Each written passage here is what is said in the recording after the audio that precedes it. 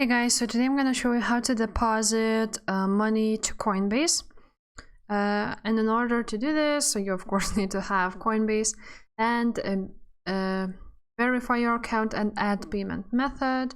After that, you're going to click on portfolio and you're going to scroll down a little bit, and as you can see, there is the button deposit funds. So you're going to click on deposit funds, and after that you're going to deposit money from your payment method.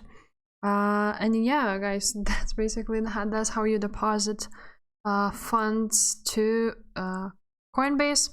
Also, you can not deposit funds but straightly buy the crypto you want to buy, and basically just choose the crypto you want to buy, and you will pay with your bank account, and you're gonna click on buy, and you won't need to deposit funds to Coinbase. And yeah guys, that's basically it. If this video was helpful, please like it and subscribe to this channel. Take care, bye.